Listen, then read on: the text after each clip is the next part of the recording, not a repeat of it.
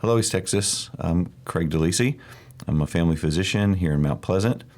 What about vaccine side effects? I've heard so many things.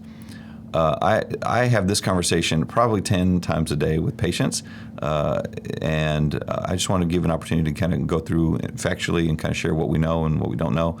And when we talk about side effects, I think you have to look at it in different ways. The first is short term.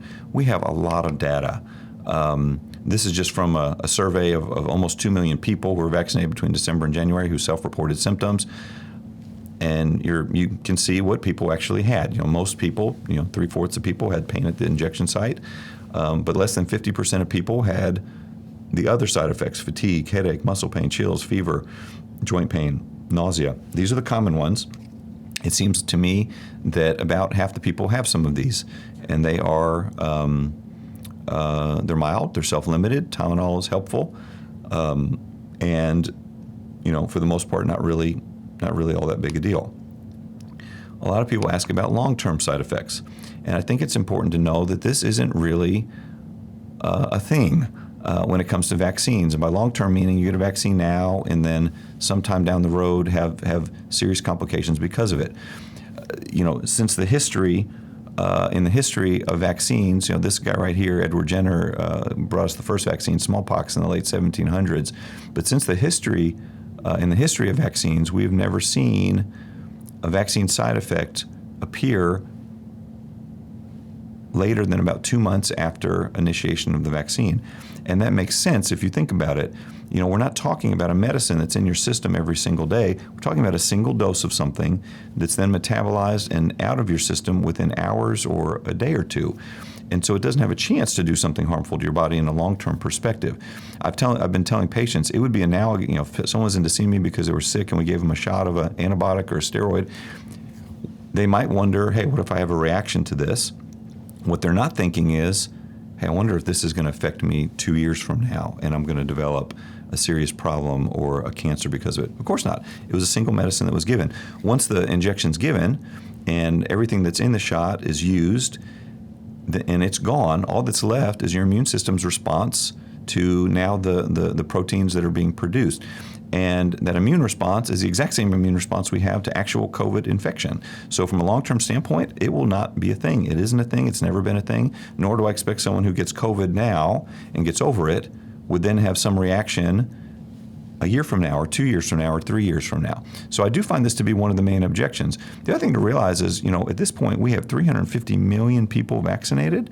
Doses of vaccine over 8 or 9 months. That is an enormous amount of data. We have not really, there's not many vaccines that we can say we have that much data on. Anything in the last 10 years, certainly we don't. And so it's not like we're just basing this on the trials, which incidentally happen to be some of the biggest vaccine trials ever done. So when Pfizer and Moderna did their trials, about 80,000 patients, that's much larger than most vaccines that probably many of you who are watching have taken. Fertility is a big concern that I run into with a lot of young women. And initially, we were hopeful it wouldn't be an issue. It always seems to come up as an objection to vaccines.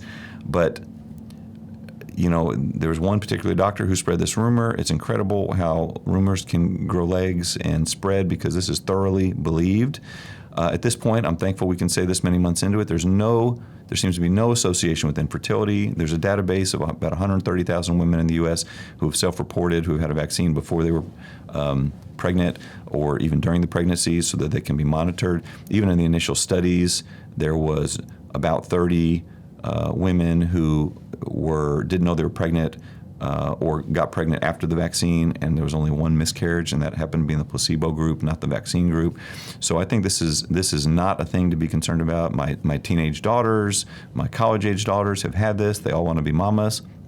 Would not have recommended that if I thought it was an issue. So fertility is not a concern. Well, what about serious side effects? That's something that's important. People hear about these. We tend to hear about these disproportionate to the reality. And I'm not saying these aren't a big deal. Any serious side effect, if with anything, is a big deal. Also realize, though, we see this with lots of things. We see this with medications all the time. We see this with injectable medications. Myocarditis, which is heart inflammation, there's been about 1,300 reported cases from the mRNA vaccines. That's out of nearly 340 million doses given. These tend to be self-limited, mostly in younger people, and don't tend to lead toward long-term health problems.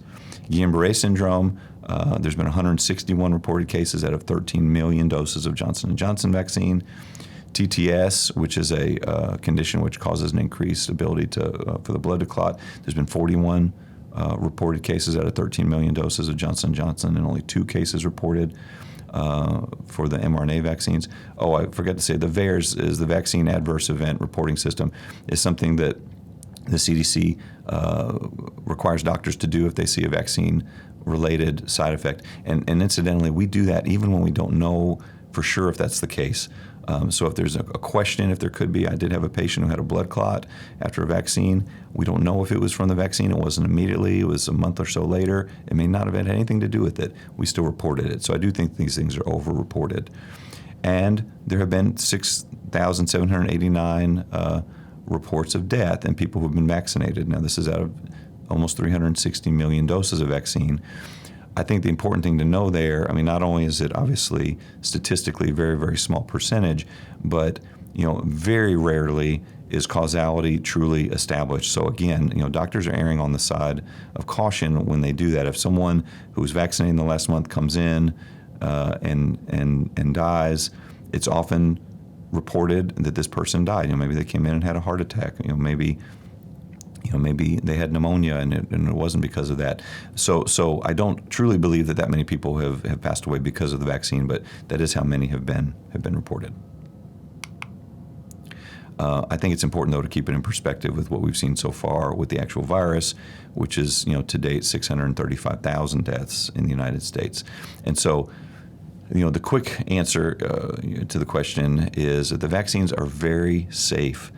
We're holding them up to a level of scrutiny that we don't do for anything else. If we treated every medicine we prescribe, and I say we meaning the general public, if we treated every medicine we prescribe the same way that we're handling the vaccine with the concerns, no one would take anything. No one would ever take a Tylenol. I tell my patients all the time, if tomorrow morning 100 million Americans woke up and take a dose of Tylenol, there would be hundreds of cases of allergic reactions to something in the medicine or to the dye in the medicine. There might be some anaphylaxis. There might be a few people who died.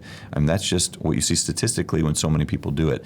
And I'm not surprised, especially in the social media age, that things are being reported and people hear about them. But I really do think that people are hearing about things out of proportion of what the reality is.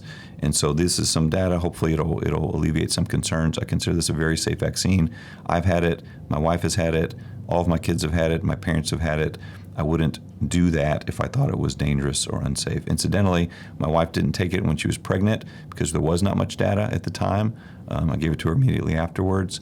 At this point, there's enough data that if she was pregnant or one of my daughters was pregnant and unvaccinated, I would be comfortable recommending it.